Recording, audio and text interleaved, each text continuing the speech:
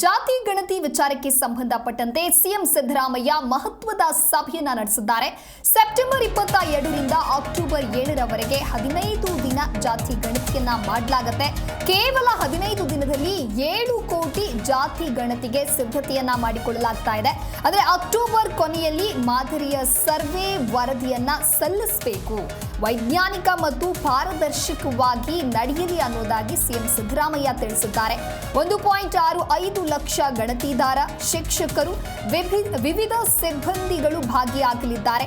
ಸಾಮಾಜಿಕ ಶೈಕ್ಷಣಿಕ ಸಮೀಕ್ಷೆಯ ಸಭೆಯಲ್ಲಿ ಸಿಎಂ ಸಿದ್ದರಾಮಯ್ಯ ಈ ರೀತಿಯಾಗಿ ಸೂಚನೆಯನ್ನ ಕೊಟ್ಟಿದ್ದಾರೆ. ಸಿಎಂ ಸಿದ್ದರಾಮಯ್ಯ ಅವರ ಅಧ್ಯಕ್ಷತೆಯಲ್ಲಿ ನಡೆದಿರತಕ್ಕಂತಹ ಮಹತ್ವದ ಸಭೆ ಇದು. ಕೇಳಬೇಕಾದ ಪ್ರಶ್ನೆಗಳ ರಚನೆಗೆ ತಜ್ಞರ ಸಮಿತಿಯ ನೆರವನ್ನು ಪಡೆದುಕೊಳ್ಳಿ. ರಾಜ್ಯದ ಎಲ್ಲ 7 ಕೋಟಿ ಜನರ ಸಮೀಕ್ಷೆಯನ್ನ ನಡೆಸಲಾಗುತ್ತೆ ಅಂತ ಹೇಳಿ ಸಿಎಂ ಸಿದ್ದರಾಮಯ್ಯ ತಿಳಿಸಿದ್ದಾರೆ. ಇನ್ನು ಜಾತಿ ತಾರತಮ್ಯ ನಿವಾರಣೆಯನ್ನ ಮಾಡೋದು ಗಣತಿಯ ಮುಖ್ಯ ಉದ್ದೇಶವಾಗಿದೆ. ಪ್ರತಿಯೊಬ್ಬರ ಆರ್ಥಿಕ ಪರಿಸ್ಥಿತಿ, ಜಮೀನು ಸೇರಿ ಸಮಗ್ರ ಸಮೀಕ್ಷೆಯನ್ನ ಮಾಡಬೇಕು. ವರದಿಯು ಮುಂದಿನ ಬಜೆಟ್ ಸಿದ್ಧಪಡಿಸುವ ಸಂದರ್ಭದಲ್ಲಿ ಆಧಾರ ಆಗಬೇಕು. ಈ ಬಾರಿಯ ಸಮೀಕ್ಷೆ ದೇಶದಲ್ಲೇ ಮಾದರಿಯ ಸಮೀಕ್ಷೆಯಾಗಬೇಕು. ಸಚಿವರಾದ ಶಿವರಾಜ್ ತಂಗಡಗಿ, ಒಬಿಸಿ ಆಯೋಗದ ಅಧ್ಯಕ್ಷರು, ಮುಖ್ಯ ಕಾರ್ಯದರ್ಶಿ ಶಾಲಿನಿ ರಜನೀಶ್, ಹಿರಿಯ ಅಧಿಕಾರಿಗಳು ಈ ಮಹತ್ವದ ಸಭೆಯಲ್ಲಿ ಭಾಗಿಯಾಗಿದ್ದರು. ಈ ಕುರಿತಂತೆ ಮತ್ತಷ್ಟು ಮಾಹಿತಿಯನ್ನ ನೀಡಲಿದ್ದಾರೆ ನಮ್ಮ ಪ್ರತಿನಿಧಿ ರಾಜಪ್ಪ ದೂರವಾಣಿ ಸಂಪರ್ಕದಲ್ಲಿ. ರಾಜಪ್ಪ, ಸಿಎಂ ಸಿದ್ದರಾಮಯ್ಯ ಅವರ ಅಧ್ಯಕ್ಷತೆಯಲ್ಲಿ ಜಾತಿ ಗಣತಿ ವಿಚಾರಕ್ಕೆ ಸಂಬಂಧಪಟ್ಟಂತೆ ಮಹತ್ವದ ಸಭೆಯನ್ನ ನಡೆಸಲಾಯಿತು. ಈ ಸಭೆಯಲ್ಲಿ ಯಾರೆಲ್ಲ ಭಾಗಿಯಾಗಿದ್ರು, ಜೊತೆಗೆ ಸಭೆಯ ಹೈಲೈಟ್ಸ್ ಏನಾಗಿತ್ತು? ಸಭೆಗೆ ಮುಕ್ತವಾಗಿದೆ. ಈಗ ಏನು ಮುಖ್ಯಮಂತ್ರಿ ಸಿದ್ದರಾಮಯ್ಯ ಅಧ್ಯಕ್ಷತೆಯಲ್ಲಿ ನಡೆದಂತ ಈ ಒಂದು ಸಭೆಯಲ್ಲಿ ಈಗಾಗಲೇ ಆ ಒಂದು ಹಿಂದುಳಿದ ವರ್ಗಗಳ ಆಯೋಗಕ್ಕೆ ಅದರ ಜವಾಬ್ದಾರಿಯನ್ನು ಕೊಟ್ಟಿದ್ದಾರೆ. ಆ ಜವಾಬ್ದಾರಿಗೆ ಸಂಬಂಧಪಟ್ಟಂತೆ ನಾಳೆ ಈ ಒಂದು ಸಭೆಯಲ್ಲಿ ಆದಂತ ತೀರ್ಮಾನದ ಪ್ರಕಾರ ನಾಳೆ ಮಧ್ಯಾಹ್ನದ ಒಳಗಾಗಿ ಅಧಿಸೂಚನೆಯನ್ನ ರಾಜ್ಯ ಸರ್ಕಾರ ಹೊರಡಿಸುತ್ತೆ. ಈ ಜಾತಿ ಜನಗಣತಿಯನ್ನ ಹೇಗೆ ಹಿಂದುಳಿದ ವರ್ಗಗಳ ಆಯೋಗದಿಂದ ಸಾಮಾಜಿಕ ಶೈಕ್ಷಣಿಕ ಒಂದು ಸಮೀಕ್ಷೆ ನಡೆಸಬೇಕು, ಅದು ಸಂಬಂಧಪಟ್ಟಂತೆ ನಾಳೆ ಅಧಿಸೂಚನೆಯನ್ನ ಹೊರಡಿಸಲಾಗುತ್ತೆ. ಅಧಿಸೂಚನೆ ಹೊರಡಿಸೋ ಸಂದರ್ಭದಲ್ಲಿ ಯಾವೆಲ್ಲ ರೂಲ್ಸ್ ಗಳನ್ನ ಇರಬೇಕು, ಯಾವ ಸಮೀಕ್ಷೆಯನ್ನ ಕೈಗೊಳ್ಬೇಕು, ಸಮೀಕ್ಷೆ ಕೈಗೊಳ್ಳೋ ಸಂದರ್ಭದಲ್ಲಿ ಯಾವೆಲ್ಲ ವಿಷಯಗಳನ್ನ ಪರಿಗಣನೆ ತೆಗೆದುಕೊಳ್ಬೇಕು ಮತ್ತು ಎಷ್ಟು ಯಾರೆಲ್ಲ ಅಧಿಕಾರಿಗಳು ಸಮೀಕ್ಷೆ ಭಾಗವಹಿಸ್ತಾರೆ, ಅದು ಶಾಲಾ ಶಿಕ್ಷಕರಿಂದ ಈ ಬಾರಿನೂ ಸಹ ಸಮೀಕ್ಷೆ ನಡೆಸಬೇಕು ಅಂತ ತೀರ್ಮಾನ ಕೈಗೊಳ್ಳಲಾಗಿದೆ. ಅಕ್ಟೋಬರ್ ತಿಂಗಳಿಂದ ದಸರಾ ಸಂದರ್ಭದಲ್ಲಿ ಏನೋ ರಜೆ ಸಿಗುತ್ತೆ, ಆ ಸಂದರ್ಭದಲ್ಲಿ ಶಿಕ್ಷಕರನ್ನ ಬಳಸ್ಕೊಂಡು ಸಮೀಕ್ಷೆಯನ್ನು ನಡೆಸೋದಕ್ಕೆ ಸುಮಾರು 1,65,000 ಜನ ಶಿಕ್ಷಕರನ್ನ ಬಳಸ್ಕೊಳ್ಬೇಕು ಅಂತ, ಮತ್ತು ಅವ್ರಿಗೆ ಯಾವುದೇ ಕಾರಣಕ್ಕೂ ರಜಾ ಅಂತ ಕೊಡದೇನೆ ಸರ್ಕಾರಿ ಡ್ಯೂಟಿ ಡೇ ಅಂತ ಕನ್ಸಿಡರ್ ಮಾಡಬೇಕು ಅನ್ನೋದು ಮತ್ತು ಅವ್ರಿಗೆ ಹೆಚ್ಚುವರಿಯಾಗಿ ಭತ್ಯೆಯನ್ನು ಪಾವತಿ ಮಾಡಬೇಕು ಅನ್ನೋದು, ಇವೆಲ್ಲವನ್ನ ಪರಿಗಣನೆ ತೆಗೆದುಕೊಂಡು ರಾಜ್ಯ ಸರ್ಕಾರ ತೀರ್ಮಾನ ಕೈಗೊಂಡಿದೆ.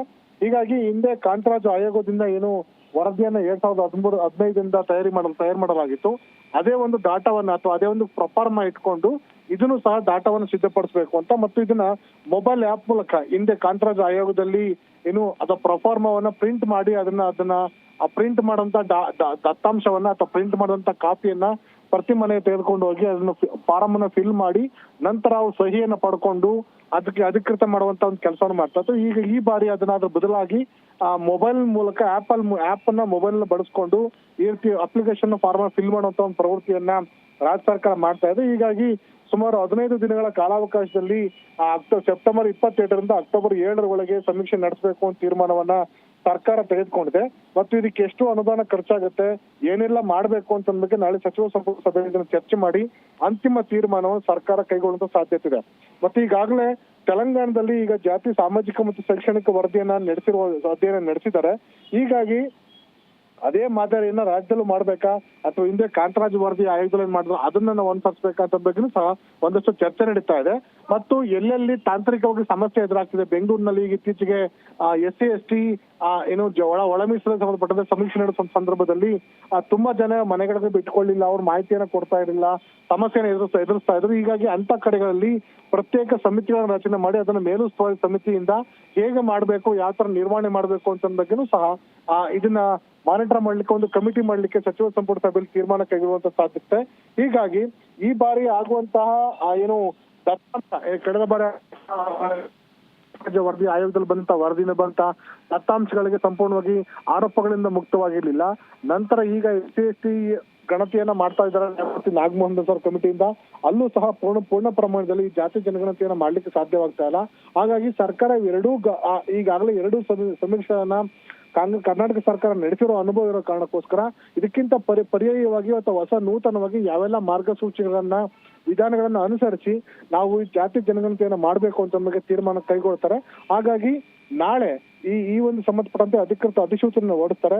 ಆ ನಂತರ ಕರ್ನಾಟಕ ಹಿಂದುಳಿದ ವರ್ಗಗಳ ಶಾಶ್ವತ ಆಯೋಗ ಇದರ ಮೇಲುಸ್ತುವಾರಿಯನ್ನು ವಹಿಸಿಕೊಳ್ತದೆ ಮತ್ತು ಜಿಲ್ಲಾಧಿಕಾರಿ ಈ ಒಂದು ಹಿಂದುಳಿದ ವರ್ಗ ಕಲ್ಯಾಣ ಇಲಾಖೆ ಸಚಿವರು ಎಂದರೆ ಅವರು ಶಿವರಾಜ್ ತಂಗಡಿಗೆ ಅವರು ಮತ್ತು ಸಮಾಜ ಕಲ್ಯಾಣ ಇಲಾಖೆ ಸಚಿವರು ಜಂಟಿಯಾಗಿ ಈ ಒಂದು ಕಾರ್ಯಪಡೆಯ ಜವಾಬ್ದಾರಿಯನ್ನು ವಹಿಸಿಕೊಳ್ತಾರೆ ಮತ್ತು ಹಿರಿಯ IAS ಅಧಿಕಾರಿಗಳ ನೇತೃತ್ವದಲ್ಲಿ ಒಂದು ತಜ್ಞರ ತಂಡವನ್ನು ಸಹ ಇದಕ್ಕೋಸ್ಕರ ಮಾಡ್ತಾರೆ. ಹೀಗಾಗಿ ಈಗ ಸಿದ್ಧಪಡಿಸಿರುವಂತಹ ಪ್ರಫಾರ್ಮಾ ಅಥವಾ ಅರ್ಜಿ ಏನಿದೆ, ಅರ್ಜಿಯ ಫಾರ್ಮೆಟ್ ಅನ್ನ ಒಂದಷ್ಟು ಪರಿಶೀಲನೆಗೊಳಪಡಿಸಿ ಅದರಲ್ಲಿರುವಂತಹ ಲೋಪದೋಷಗಳನ್ನ ಬಗೆಹರಿಸಿಕೊಂಡು ನಂತರ ಅಂತಿಮವಾಗಿ ಒಂದೆರಡು ದಿನಗಳಲ್ಲಿ ಅಧಿಕೃತವಾಗಿ ಆ ಒಂದು ಅರ್ಜಿಯ ಫಾರ್ಮೆಟ್ ಅನ್ನ ರಿಲೀಸ್ ಮಾಡುವಂತ ಸಾಧ್ಯತೆ ಇದೆ. ಹೀಗಾಗಿ ಸೆಪ್ಟೆಂಬರ್ ಮೊದಲ ವಾರದಲ್ಲಿ ಬಹುತೇಕ ರಾಜ್ಯದಲ್ಲಿ ಜಾತಿ ಜನಗಣತಿಗೆ ಸರ್ಕಾರ ತೀರ್ಮಾನ ಕೈಗೊಂಡಿದೆ. ಈ ಹಿಂದೆ ಆಗಿರುವಂತಹ ಲೋಪದೋಷಗಳನ್ನೆಲ್ಲನೂ ಸಹ ಹೊರತುಪಡಿಸಿ ಅಥವಾ ಲೋಪದೋಷಗಳನ್ನು ಸರಿಪಡಿಸಿಕೊಂಡು ಹೊಸದಾಗಿ ಈ ಒಂದು ಜಾತಿ ಜನಗಣತಿ ಮಾಡ್ಲಿಕ್ಕೆ ಹೊರಟಿರುವಂತದ್ದು ರಾಜ್ಯ ಸರ್ಕಾರ ಮುಂದಾಗಿದೆ.